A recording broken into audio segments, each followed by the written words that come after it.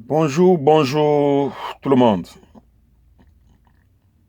Bonjour à tous les frères africains qui ont émigré en Allemagne et qui ont besoin d'informations. À tous les frères africains, à tous et ceux qui ont besoin des informations sur l'Allemagne. Ici en Allemagne, le travailleur est la bienvenue. Le travailleur est la bienvenue.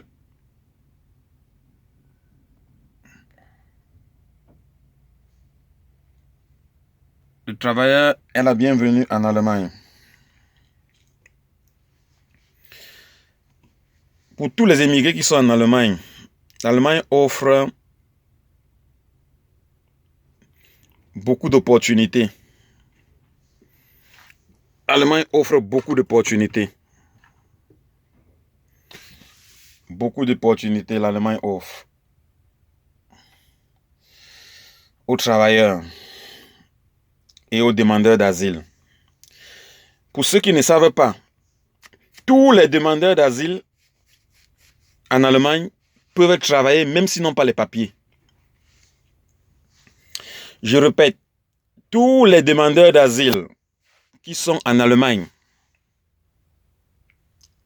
ici là, peuvent travailler même s'ils n'ont pas de papiers. L'Allemagne a deux systèmes, c'est-à-dire le permis de séjour et l'autorisation du travail. C'est-à-dire que tu peux ne pas avoir le permis de séjour, mais on te donne l'autorisation de travail. Et avec ça, tu peux travailler. Oui, donc c'est un peu ça l'avantage qu'il y a en Allemagne par rapport à d'autres pays comme la France, l'Italie, l'Espagne et autres. En Allemagne, même les sans-papiers peuvent travailler illégalement. Ça, c'est une information que moi-même, j'ai passé 12 années en Italie.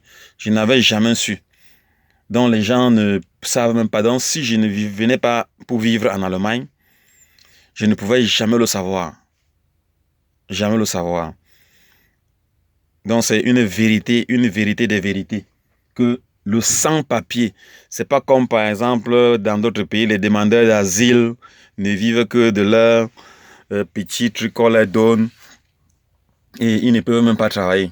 Je répète, les demandeurs d'asile en Allemagne ont l'autorisation de travail. Les demandeurs d'asile en Allemagne, l'Allemagne offre d'abord, premièrement, les cours de langue jusqu'au niveau B1, B2.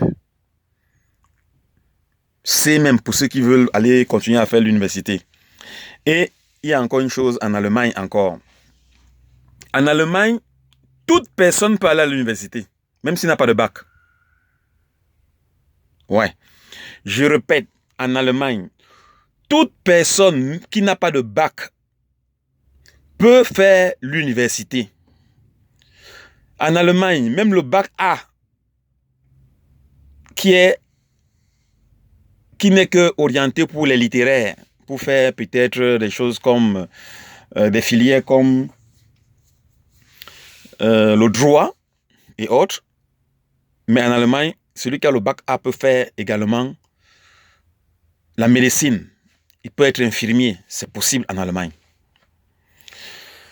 En Allemagne, lorsque tu es sans papier et que tu es déjà enregistré, on te donne un toit où dormir, où tu ne payes pas.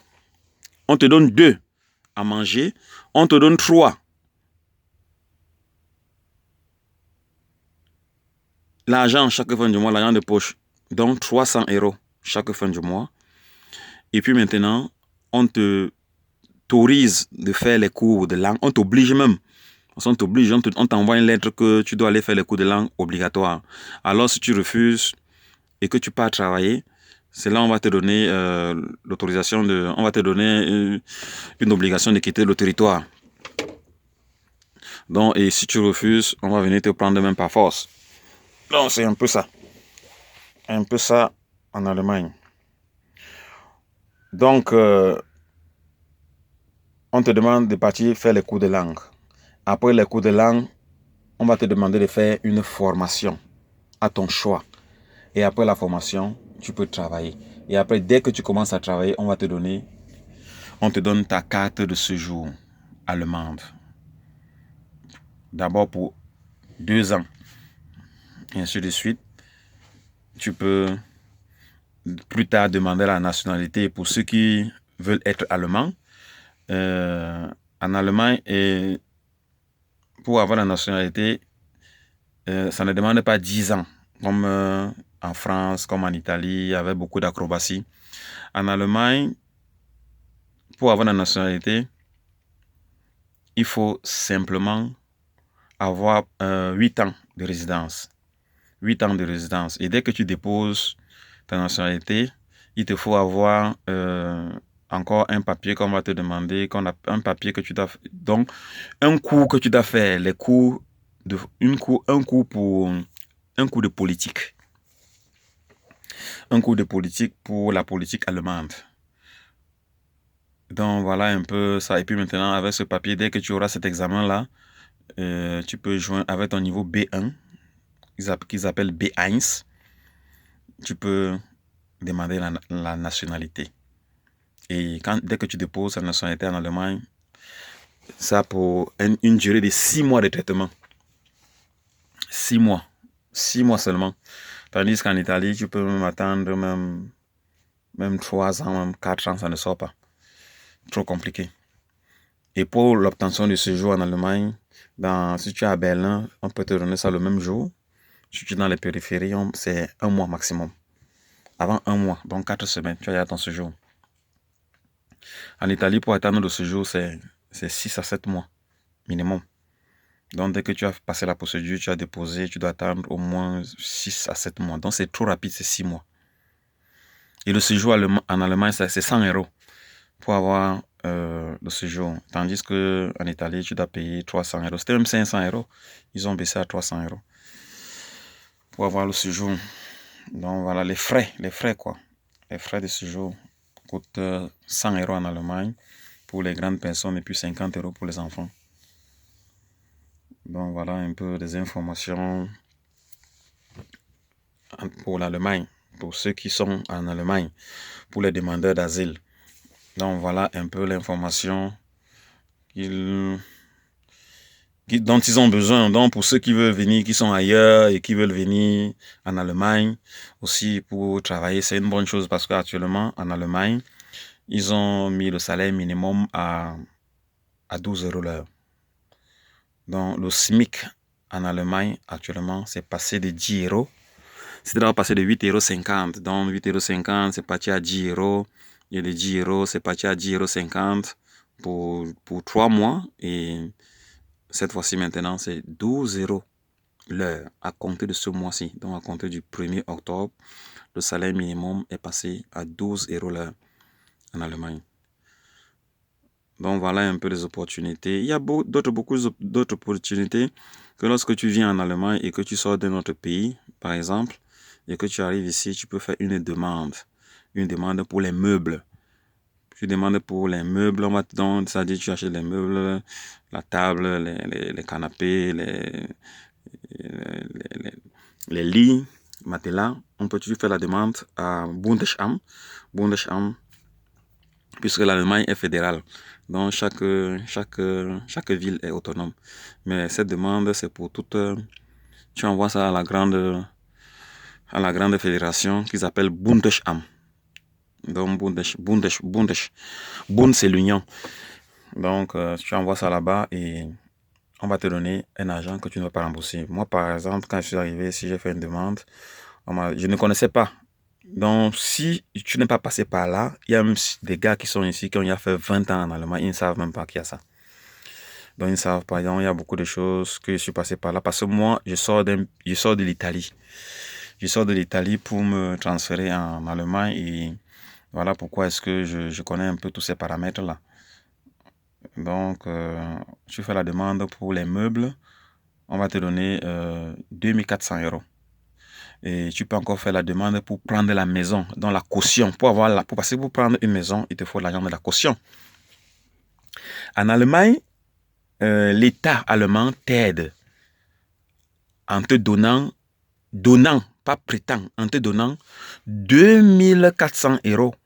En tout cas, plus. Donc, l'argent de la caution va dépendre de la maison, le prix de la maison. C'est un peu ça. Donc, ça veut dire que si la maison coûte par exemple 500 euros ou 600 euros ou 700 euros, ils vont te donner 3 mois, 2 mois de caution et puis 1 mois avant d'entrer. On te donne ça gratuitement. Tu ne rembourses pas. Donc, et cette demande-là, c'est fait à Bundesamt. Bundesamt, pour ceux qui ne savent pas. Donc, Bundesamt. Et puis maintenant, pour faire la demande aussi, tu peux partir à Landratsamt ou bien dans les ONG. ONG comme par exemple AVO. Tu peux partir à AVO, AWO. Tu peux partir à la Caritas. Également, ils t'aident à faire la demande. Et puis aussi, en Allemagne, par exemple, donc quand ta femme a accouché, par exemple, on va lui donner 300 euros tous les mois pendant 1 an. Et dès qu'elle a accouché, on va lui donner directement 1500 euros cadeau. On lui donne 1500 euros cadeau. Et après, on donne 300 euros pendant 1 an. Et le papa a 2 mois aussi, congé de paternité. C'est-à-dire, pas que congé de paternité en tant que tel, c'est-à-dire qu'il a 2 mois de salaire qu'on lui donne aussi. On donne au papa. On donne au papa aussi 2 mois de salaire, donc 300 euros, 2 fois, donc ça fait 600 euros. Donc voilà un peu des avantages qu'il y a en Allemagne. Et puis aussi, tu peux faire aussi encore une demande pour la machine à laver.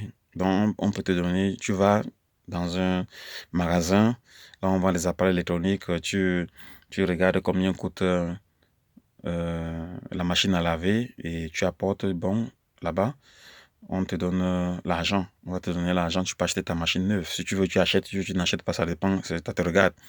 Donc, on va te donner, moi par exemple, nous avons eu 800 euros. 800 euros pour une machine qu'on nous avait donnée. Bon, moi je suis parti acheter ma machine en occasion, 150 euros, et puis le reste d'argent, on s'est partagé avec mon épouse. Donc voilà un peu, et jusqu'aujourd'hui, ça fait il y a plus de 5 ans que j'ai cette machine, et elle n'est jamais tombée en panne. Une machine Bosch, de marque Bosch. Il a acheté en occasion 150 euros et elle fonctionne à merveilleusement jusqu'aujourd'hui. Et donc c'est un peu ça, les avantages de l'Allemagne. Bon, l'Allemagne c'est un grand pays par rapport à l'Italie que je connais bien parce que j'ai vécu. J'ai vécu en Italie pendant 12 ans, j'ai passé plus de temps en Italie qu'en Allemagne. En Allemagne, ça fait 8 ans que je suis là. Et je travaille. Donc je travaille et les formations même que j'ai eu à faire, c'est le gouvernement allemand qui a payé.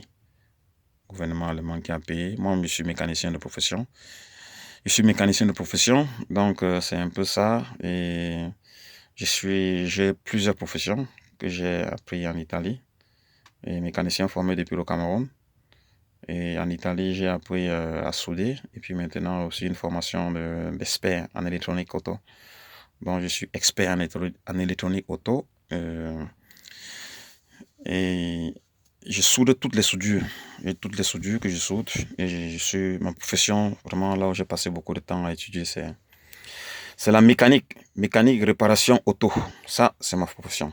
Mais je n'ai pas pu travailler en Allemagne comme mécanicien. Dommage parce que j'ai étudié en Afrique, au Cameroun plus précisément. Et ce qui fait que, pas que ça n'a pas été facile. Le salaire était mal payé par rapport à le lieu où je viens. Donc, ce qui fait donc on me payait 10 euros l'heure. 10 euros l'heure, c'est minable. Donc, donc c'est pour ça que j'avais refusé. Et j'ai d'abord fait un autre travail. Et puis maintenant, bon, je suis chauffeur semi-remorque. Je touche plus que mes dessins. Donc, c'est un peu ça. Il y a ceux qui ont fréquenté pour rien, qui ont passé le temps à fréquenter pour rien. Parce que les salaires dépendent de ce que tu fais. Les salaires dépendent de ce que tu fais. Et il y a là où c'est vraiment très mal payé. Très mal payé. Donc, voilà un peu l'information à ce qui concerne l'Allemagne. Si quelqu'un vraiment a des problèmes ou bien il veut un renseignement approfondi, il n'a qu'à me faire il n'a qu'à m'écrire. Et je vais lui montrer le chemin à suivre. Je vais l'éclairer sur tout ce dont il a besoin de savoir sur l'Allemagne. Bon, passez une bonne journée. C'était le mécanicien sans frontières. Que portez-vous bien. Et à la prochaine vidéo.